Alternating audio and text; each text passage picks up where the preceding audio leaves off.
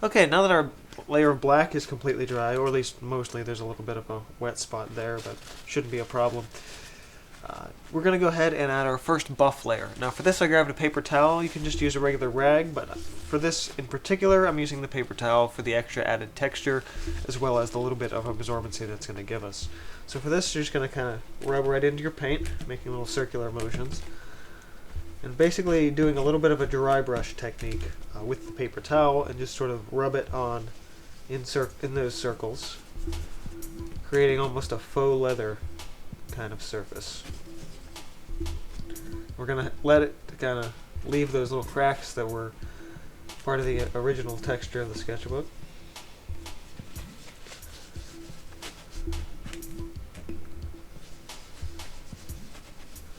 Still have the Utrecht logo there. Actually, that's pretty neat that that's kind of stuck around. If you wanted to get rid of that, you could have thrown a little extra of the pumice gel or gesso on some of the earlier steps, and it would have covered that up. And then a little bit of sanding would have worked just fine there.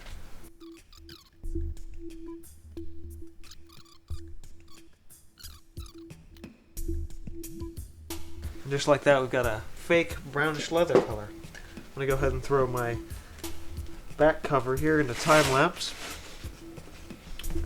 Now I'll talk to you when I finish this up here.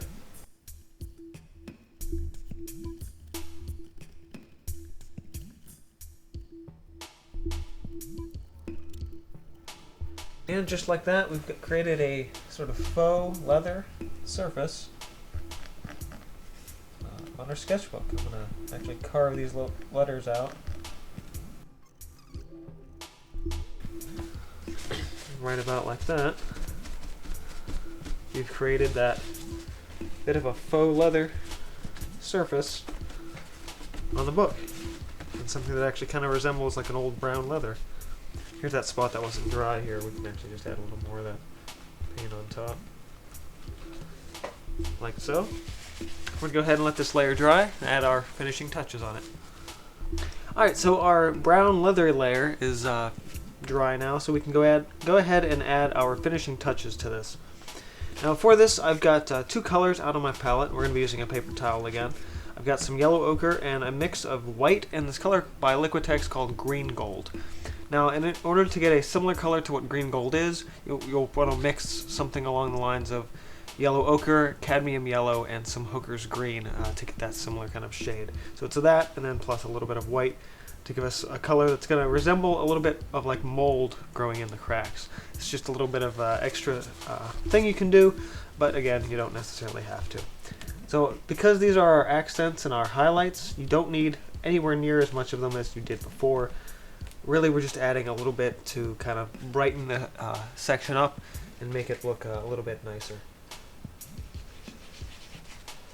So I'm getting a little of that color and just rubbing very lightly with that on the surface. Again, circular motions.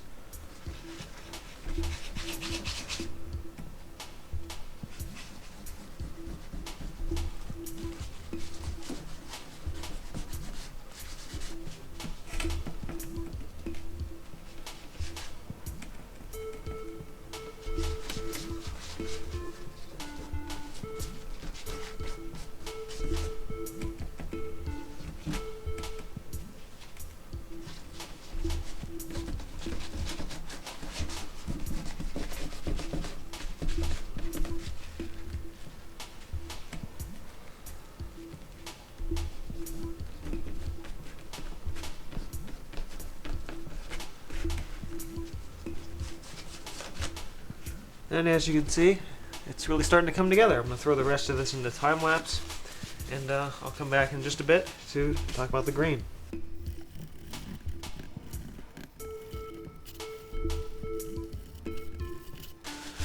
Alright, and right about like that, we've sort of highlighted our surface, giving a really interesting looking leather section.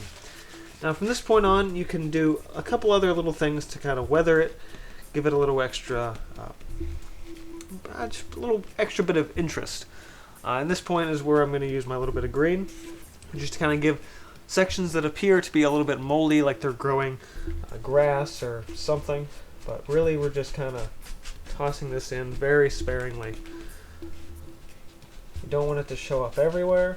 You don't want to be too symmetrical with it. Just kind of stick it in some places and not in others. Some places where you, I don't know, might imagine some of that moss be growing. So corners are really good. Up and around the letters a bit more. Still calling them letters. I've been doing this for 2 days. Still calling my numbers letters. Getting in there between the cracks a little bit. I've been ignoring those lately.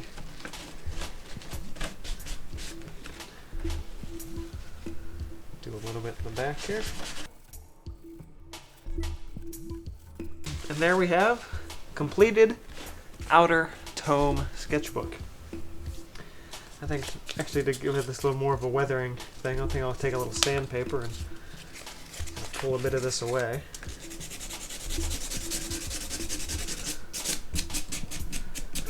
Really kind of create that faux age to everything.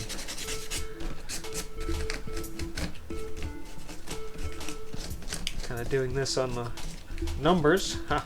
Called them numbers this time. Really kind of bring out the yellow of their color. Actually have a little bit of that initial red starting to show through too, so that's just really pretty cool at this point. Just that.